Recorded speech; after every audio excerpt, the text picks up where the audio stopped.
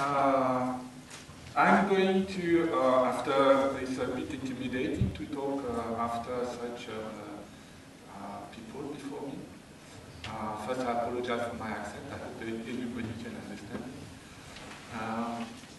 I will not present a specific paper, but do a little tour of Pat's lab on the brain, the Suppes brain lab, and talk about work we have been doing since I'm here in 2001, but the lab actually started about 15 years ago.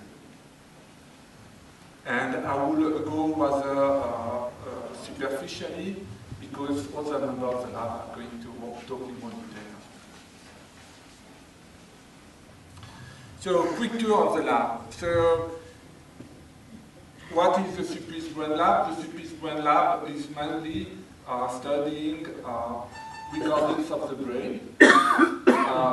Most of our recordings of the brain are electroencephalogram, EEG, and you can see a setup.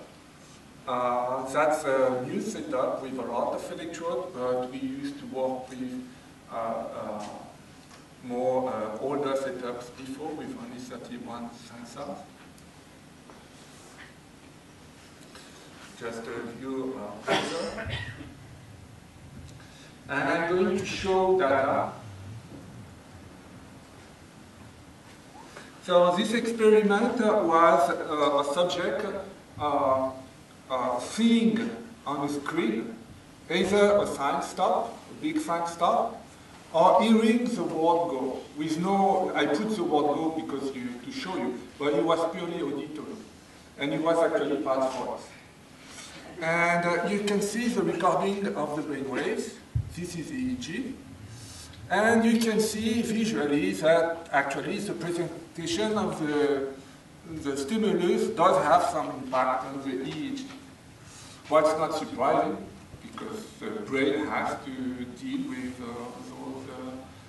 those stimuli. And this is a very simple experiment that is not that interesting in terms of language, but it's an experiment we use mostly for methodology, to improve the methods. But it's the one where you can actually see the impact of the stimulus directly on the EEG. In most cases, and in language, it's not that easy. So I just wanted to mention people that work at the lab before I arrived. So when the lab started in 1997, and back correctly if I'm wrong, you have Zhongling Gu and Bing Han and Julie Bedboim. They were before I arrived to the lab, so I meet them once, but I don't really know them. But the lab was well alive before I arrived in 2001.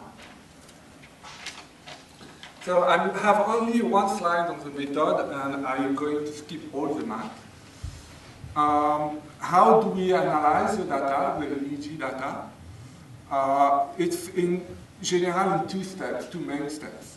First, we do some inverse processing where we identify sources that can be inside the brain or outside the brain by statistical meaning. So most of the methods are maximizing some function of such as joint entropy. And it doesn't do a perfect work, but in most cases, it actually helps the analysis.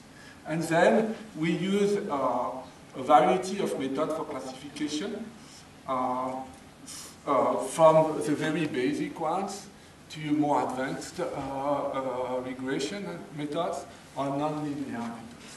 I'm not going to talk too much about that because I know two of the speakers are going to give me. So here just an example of classification.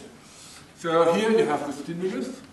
Here you have one of those independent sources that we pick. I just pick one of them, one that actually helps you classify, and we are pretty confident it actually comes from the brain. This is just a map of the probabilities for the stop. So the more rare, the higher probability that is the stop. And here you have actually the likelihoods with the actual classification from the brain.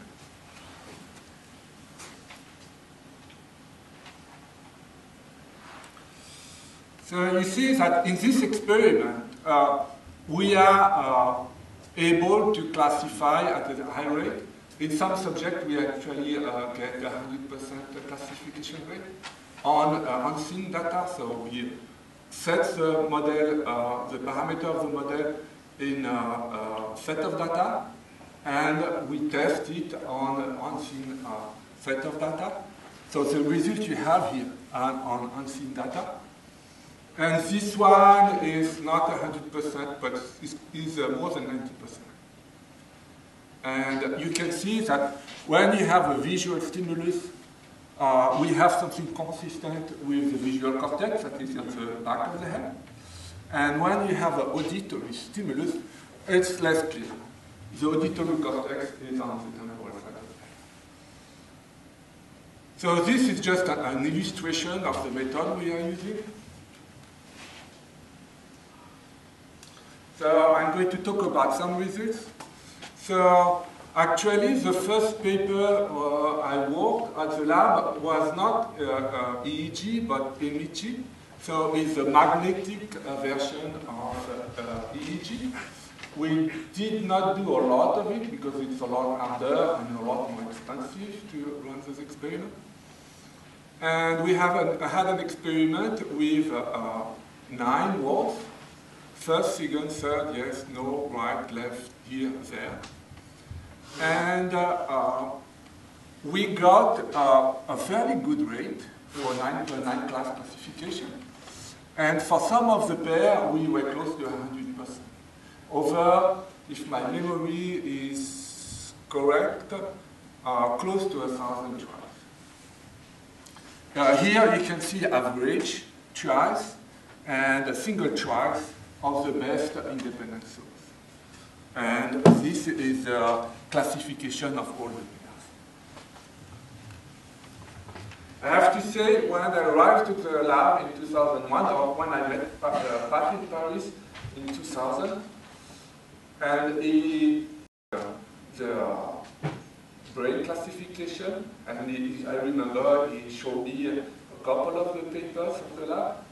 I was excited about the adventure, but not fully convinced it was possible to classify brain waves. But after that paper, I was convinced. So then we moved into a more theoretical work. How can we go beyond classification?